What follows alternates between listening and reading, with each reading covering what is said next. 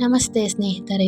ಜೀವನದಲ್ಲಿ success, goal, concentration, positivity, peace of mind, time ಇವೆಲ್ಲವೂ ಜೀವನದಲ್ಲಿ ನಾವು ಸಕ್ಸಸ್ಸನ್ನು ಕಾಣೋದಕ್ಕೆ ಬೇಕಾಗಿರುವಂತಹ ಅತ್ಯಮೂಲ್ಯವಾದ ಗುಣಗಳು. ಇದನ್ನೆಲ್ಲ ನಾವು ಹೇಗೆ ಸಾಧಿಸ್ಬೋದು ಅಂತ ಯೋಚನೆ ಮಾಡ್ತಾ ಇದ್ದೀರಾ? ಯೋಚನೆ ಮಾಡೋದನ್ನು ನಿಲ್ಲಿಸಿ ಅದನ್ನು ಕಾರ್ಯರೂಪಕ್ಕೆ ತಗೊಂಡು ಬರೋಣ. ಅದು ಹೇಗೆ ಅಂತ ಇವತ್ತು ನಾವು ಈ ವಿಡಿಯೋದಿಂದ ತಿಳ್ಕೊಳ್ಳೋಣ. ಹೌದು ಸ್ನೇಹಿತರೆ, ಚಿಕ್ಕದ್ರಿಂದನೂ ನಾವು ಕೇಳ್ಕೊಂಡು ಬಂದಿರ್ತೀವಿ, ಜೀವನದಲ್ಲಿ ತುಂಬಾ ಸಕ್ಸಸ್ ಕಂಡಿರೋ ದೊಡ್ಡ ದೊಡ್ಡ ವ್ಯಕ್ತಿಗಳ ಹವ್ಯಾಸಗಳಾಗಿರ್ಬೋದು ಮತ್ತು ಈ ಎಲ್ಲ ಗುಣಗಳು ಅವರಲ್ಲಿ ಅವಶ್ಯವಾಗಿ ಇರುತ್ತೆ.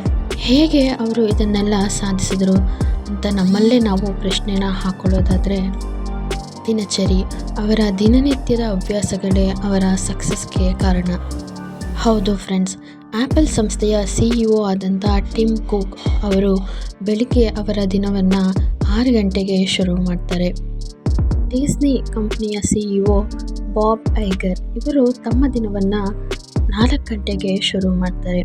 ಹಾಗೆ ಪ್ರಖ್ಯಾತ ಕ್ರಿಕೆಟಿಗರಾದ ವಿರಾಟ್ ಕೊಹ್ಲಿ ಅವರು ತಮ್ಮ ದಿನವನ್ನು 6:30ಗೆ ಶುರು ಮಾಡ್ತಾರೆ. ಎಲನ್ ಮಸ್ಕ್ ಇವರು ಕೂಡ ತಮ್ಮ ದಿನವನ್ನು 6:30ಗೆ ಶುರು ಮಾಡ್ತಾರೆ.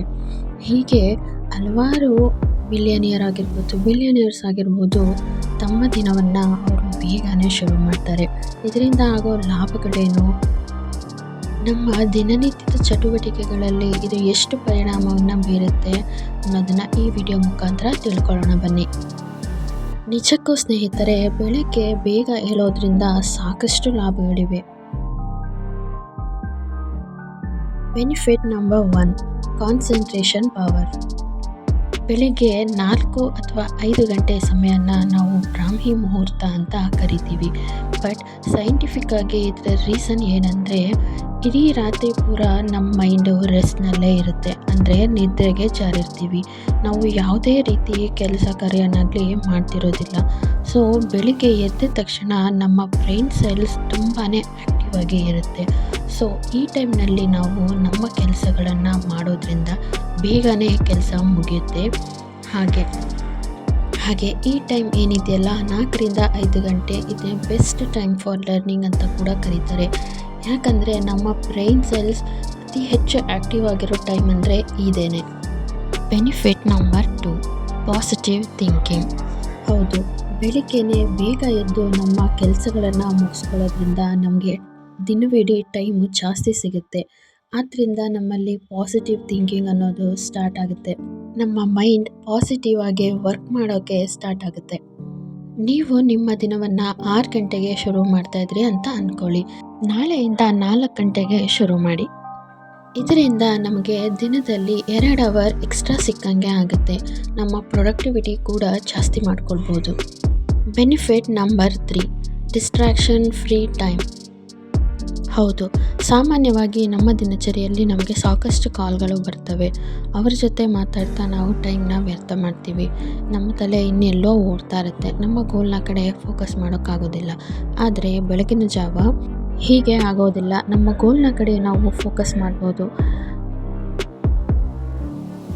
Benefit number 4, self confidence.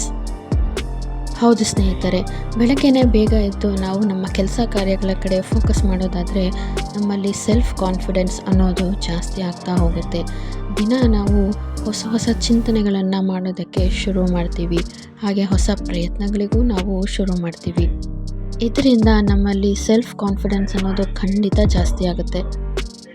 ನಮ್ಮ ಗೋಲ್ ಕಡೆಗೆ ನಮ್ಮ ಗಮನ ಜಾಸ್ತಿ ಫೋಕಸ್ ಮಾಡೋದಕ್ಕೆ ಶುರು ಮಾಡ್ತೀವಿ.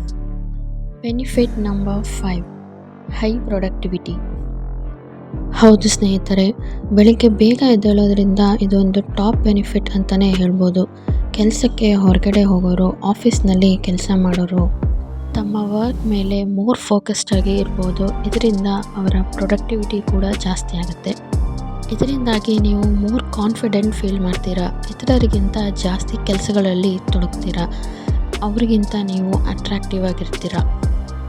ಆದರೆ ಹೇಗೆ ಬೆಳಗ್ಗೆ ಬೇಗ ಎದ್ದೇಳೋದು ಅನ್ನೋದಕ್ಕೆ ಟಿಪ್ಸ್ಗಳನ್ನ ನೋಡ್ಕೊಂಡು ಬರೋಣ ಬನ್ನಿ. ಟಿಪ್ ನಂಬರ್ 1, ರಾತ್ರಿ ಮಲಗೋದಕ್ಕೆ 1 ಅವರ್ ಮುಂಚೆನೇ ನಿಮ್ಮ ಫೋನನ್ನು ಪಕ್ಕಕ್ಕಿಡಿ. ಸ್ಕ್ರೀನ್ ಟೈಮ್ ಅನ್ನೋದನ್ನು ಕಮ್ಮಿ ಮಾಡಬೇಕು.